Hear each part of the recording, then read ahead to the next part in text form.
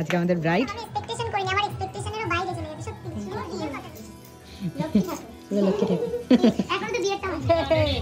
আমার খুব ভালো লেগেছে, খুব পছন্দ হয়েছে, আমি ভীষণ স্যাটিসফাইড। আমার আশীর্বাদের লুক দেখে এতই ভালো লেগে গেছে, আলাদা করে মেকআপ করে দিয়েছি একবারে ভালো। হাই ভিউয়ার্স, দিনটা ছিল 24শে জানুয়ারি। আর 24শে জানুয়ারি তো তোমরা সবাই জানো, ওই দিনটা লক্ষ্মী পুজোর মতন বিয়ের ডেট ছিল। আর ওই দিন আমার যেহেতু ডিস্টেন্স অনেকটা দূর, বর্ডারের সাইডে বসিরহাট লাইনে, তো আমি সকাল 6টায় বেরিয়ে পড়েছিলাম।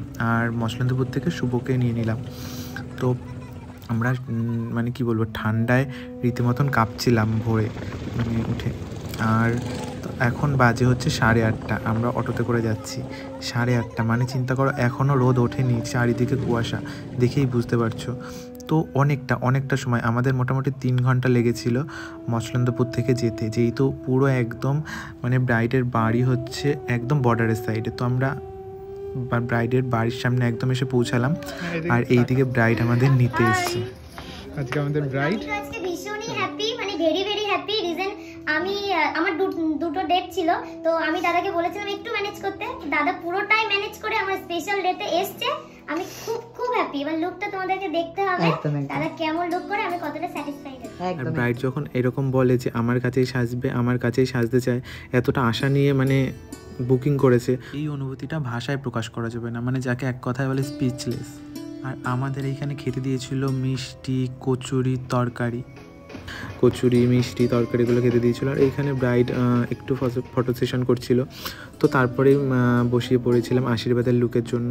আর ব্রাইডের সাথে গল্প করতে করতে আমরা কাজ করছিলাম। ব্রাইড এতটাই কোঅপারেট, এতটাই মিশুকে, মানে এত অল্প টাইমের ভিতর এতটাই মিশুকে, কি বলবো। এরকম যদি ব্রাইড হয়, কোনো আর্টিস্ট, কোনো মেকআপ আর্টিস্ট, কোনো ফটোগ্রাফার, কোনো মানে আর্টিস্টের কোনো সমস্যা হয় না। এরকম যদি ব্রাইড হয় এতটা ভালো। কিন্তু হচ্ছে একটু টাইমের প্রবলেম হয়েছিল আশীর্বাদের শাড়ি এসব আনার জন্য, একটু দেরি হয়েছিল। তো ফাইনাল লুকটা হওয়ার পর কী বলছে একটু শুনে নি ব্রাইড। টাকা হয়ে দিই, বলো কেমন লাগলো?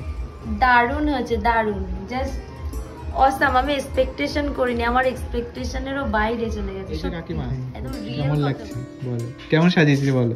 সুন্দর সাজিয়েছে, ভালো লাগছে? হ্যাঁ, ভীষণ ভালো লাগছে।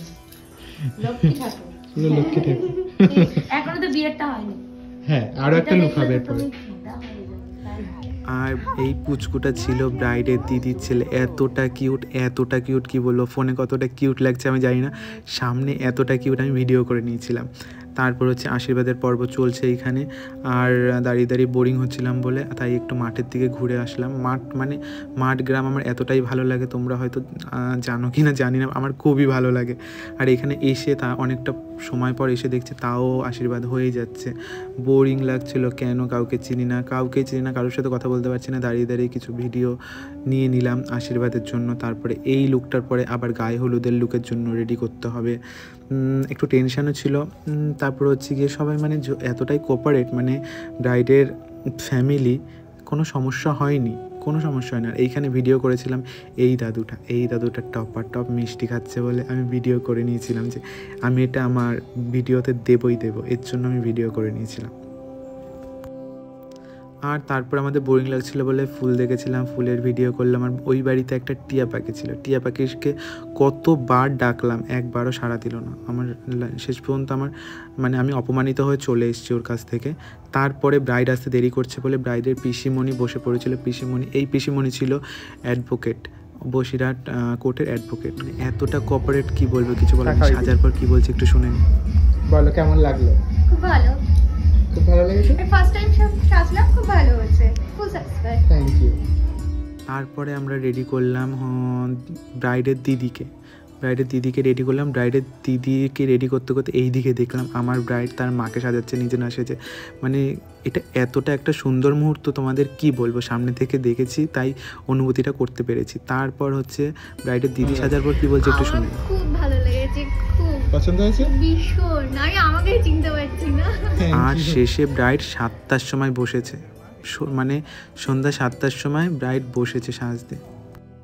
মানে কিছু বলার নেই, কিন্তু ওদের ব্যবহার, ওদের কথাবার্তা এতটাই ভালো ছিল, কি বলবো। আর ব্রাইড কীরকম সাজেছে একটু শুনে নি, তোমরা শুনে নাও সবাই। আমি বেস্টটাই চাই, মানে একটু মেরুনের উপর লিপস্টিক হবে, আইটা একটু গর্জিয়াস হবে, আর মেকআপটা পুরো একটু গর্জিয়াস, মানে চোখটা একটু কাজলে টানা হবে, মানে পুরো একদম গর্জিয়াস ব্রাইডাল লুক। তারপর আশীর্বাদের লুক কেমন ছিল? দারুণ। সবাই খুব ভালো বলেছে। আর ব্রাইডের জন্য কেমন লুক মানে আশা করছো কেমন হবে? খুবই সুন্দর হবে। চলো দেখা যাক কতটা করতে পারি। আমাদের হাতে খুব সামান্য টাইম ছিল, তাই আমরা খুব তাড়াতাড়ি করেছিলাম, তাই ভিডিও একটুও করতে পারিনি। কমপ্লিট হওয়ার পর ব্রাইড কি বলছে সেটা শুনে চলো। বলো কেমন লাগলো সেজে? এক কথায় অসাধারণ। আয়নায় দেখেছো? আমি দেখেছি, আর আমার আশার থেকে অনেক অনেক বেশি। আমিও চাই যে আমার লুকটা ভালো হয়েছিল বলে আমি দাদাকে বুক করেছিলাম, আর আমি পুরো স্যাটিসফাইড। তো তোমরা যারা যারা আমার লুকটা দেখে পছন্দ হবে তারা অবশ্যই দাদার সাথে কন্ট্যাক্ট করো। অনেক অনেক থ্যাংক ইউ, তোমার পছন্দ হয়েছে, এটা আমার কাছে অনেক ভালো লাগলো। আমার কাছে মেকআপ করে আমার ভীষণ সুন্দর লেগেছে। ঠিক আছে, আমি ভীষণ এটা ছিল স্যাটিসফাইড। ব্রাইডের দিদি। অনেক অনেক থ্যাংক ইউ। বলো সেটা কেমন লাগলো? খুব সুন্দর লেগেছে। আমি একদম সফট লুক চেয়েছিলাম। এটা আমার বোনের বিয়ে, তো ওর আশীর্বাদের লুক দেখে আমি ঠিক ছিল না যে আমি সাজবো, যে ভেবেছিলাম যে সাজবো না, নিজেই মেকআপ করে নেবো। তো ওর আশীর্বাদের লুক দেখে এতই ভালো লেগে গেছে যে দাদার কাছে আমি মেকআপ করে নিয়েছি একবারে ফাইনালি। খুব সুন্দর লেগেছে। এটাও ছিল ব্রাইডের দিদি। যখন আমার সাজ পছন্দ হয়ে আবার আমার কাছেই সাজে তার রিলেটিভ, এতটা ভালো লাগে, এতটা অনুভূতি কে মানে এটা মানে টাকা পয়সা কোনো কিছু দিয়েই বোঝানো যায় না। মানে এতটা মানে একটা আলাদা অনুভূতি। আমি যতদিন বাঁচবো, যতদিন এই প্রফেশনে আছি, এইভাবে এইরকম মানুষদের সাথেই কাজ করে যেতে চাই, যে এতটা মন করলে এতটা ভালো। আর এইখানে খেতে মানে আমরা খাবো না, তাও জোর করে আমাদের খেতে বসিয়েছে। এই দাদুটা দেখো, মনে হয় মিনিমাম 25 থেকে 30টা মিষ্টি খেয়েছে। তারপর এখন কটা বাজে আমরা দেখাচ্ছি, জাস্ট ফোনে দেখো কটা বাজে। আমরা ব্রাইডের বাড়ি এখনও 10:45, আমরা ব্রাইডের বাড়ি। তাহলে বাড়িতে যাব কটায়? অত রাত্রে এই ঠান্ডার ভিতর কিচ্ছু পাবো না। তাই যারা বলো না যে আটা ময়দা ঘষে এত টাকা নিয়ে যায়, তাদের জন্য এই কথাটা, যে সেই আমরা ভোরে বেরিয়ে ঠান্ডার ভিতর আর রাত 2-2-2:30টার সময় বাড়িতে পৌঁছাই।